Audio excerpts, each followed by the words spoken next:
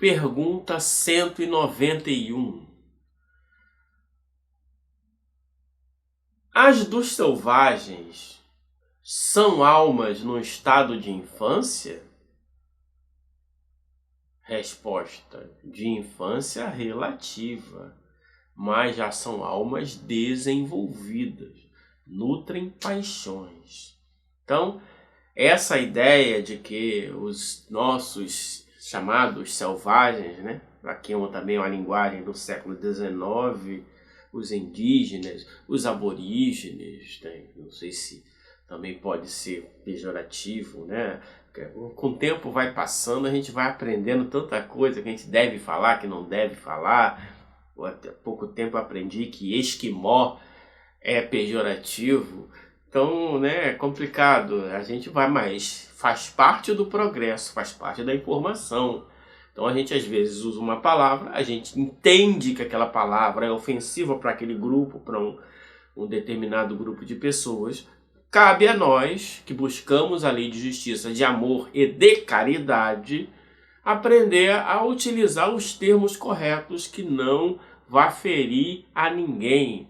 Porque o homem de bem, ele quer o bem, ele quer a justiça e, sobretudo, a caridade. Então, se algo é ofensivo, no sentido de atingir a personalidade, a própria pessoa, ou a sua dignidade enquanto ser, é bom que a gente mude. Então, a palavra selvagem aqui não é mais utilizada por nós, porque nós sabemos que hoje se usa outros termos. Então, isso é importante. Outra questão, né, que ele fala ali, mas então são almas infantis? Não.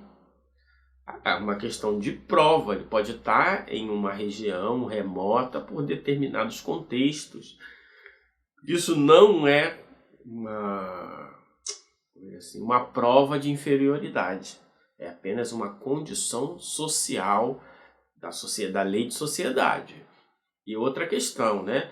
Também eu vejo pessoas que são contra os indígenas, que são contra... mas eles vivem da terra. Aí aparece um indígena com uma D20, com uma Pajero, com uma Toyota, um Camaro, por exemplo. Olha lá, tá vendo? Esses aí são os índios. Mas como diz ali, os espíritos, eles nutrem paixões também.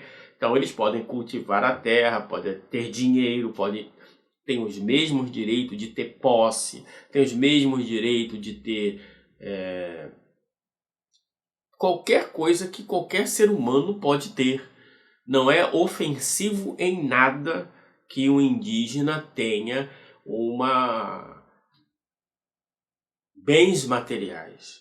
Não é ofensivo segundo a nossa sociedade, não é ofensivo e errado segundo a nossa Constituição, não é errado segundo a lei de igualdade, a lei de justiça, segundo o Espiritismo. Então, não há que se espantar em nada se um indígena tem um carro do ano, tem uma casa com 10 quartos, ou não importa. O que faz o ser humano que vive nas cidades desejar ter uma casa de 10 quartos é o mesmo móvel que faz um indígena ter uma casa de 10 quartos. A paixão, o desejo de usufruir das coisas materiais, etc. Pergunta complementar 191A. Então as paixões são um sinal de desenvolvimento? De desenvolvimento, sim. De perfeição, porém, não. São sinal de atividade e de consciência do eu, ao passo que, na alma primitiva, a inteligência e a vida se acham em estado de germe. Então, vamos lá. Ele está falando ali. Então, a paixão, ela é um sinal de perfeição. Teremos que fazer um capítulo só sobre as paixões.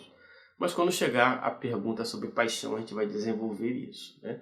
Mas de modo geral, a paixão é apenas um reflexo, uma repercussão moral das atividades materiais no corpo, no perispírito e no espírito. reflexo da matéria sobre o espírito. Isso não é por si só perfeição. Isso é apenas uma questão da fisiologia da alma. Então, não tem nada a ver com perfeição. Perfeição está no ramo intelecto-moral. Então, o que ele diz lá, né? É um sinal da atividade, da consciência do eu. Ele está ali, ele sabe, ele deseja. Então, é aquela história de que você deram um espelhinho para os índios em troca de mina de ouro, porque os valores para um eram diferentes. É aquela história, eu tenho um copo de água, aqui talvez alguém pague 50 centavos para beber aquela água geladinha, talvez. Agora, se eu estou no deserto, isolado, é muito provável que alguém troque um Camaro por um copo de água. Então tudo depende. E isso sem contar o valor que se dá a cada coisa. Então, os espíritos que viviam em comunidades afastadas aprenderam que certas coisas são boas. Por exemplo, podemos mostrar aí uma imagem, né, de uma residência indígena com ar-condicionado. Faz parte da lei de progresso. Então, todo progresso gera conforto e todos nós desejamos o progresso e desejamos o conforto. Então, é natural que ele também possa utilizar ar-condicionado na sua residência, como pode usar antenas, usar painéis solares, energia eólica, tudo que a humanidade desenvolveu, eles podem usar. Não estão isolados, não estão isentos, não estão proibidos de usar essas coisas. Se vão usar para o benefício da sociedade, para o benefício de uns, ou apenas para o usufruto do prazer, vai ter a relação com cada ser com a tecnologia. A tecnologia em si não é boa nem má. Essa é uma questão muito importante que as pessoas ficam pensando em modelinhos. O índio, ele não mata, ele não preserva a terra, ele preserva a terra, ele não faz isso, ele não faz aquilo. Depende do índio, depende da comunidade, depende das circunstâncias. O índio que está ali é um ser humano igual a qualquer outro. Está no estado de provas e expiações igual a qualquer outro. Também tem aquela ideia, né? Não, a mulher é diferente do homem. A mulher é um espírito encarnado igual ao homem, apenas em condições biológicas diferentes. Tem as mesmas paixões, os mesmos defeitos, os mesmos vícios. As circunstâncias sociais podem modificar um pouco, mas, de modo geral, não. São iguais. Comentários de Kardec. A vida do espírito em seu conjunto apresenta as mesmas fases que observamos na vida corporal.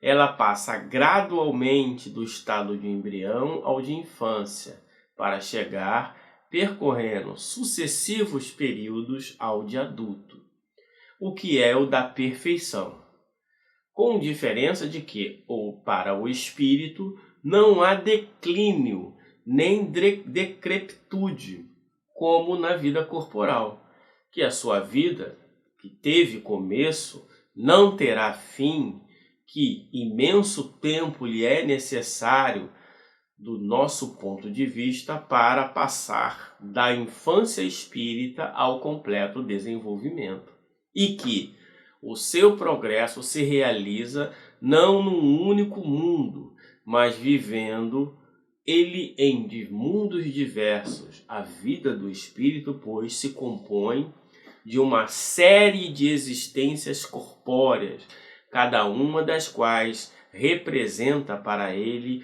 uma ocasião de progredir, do mesmo modo que cada existência corporal compõe uma série de dias, em cada um dos quais o homem obtém um acréscimo de experiência e de instrução.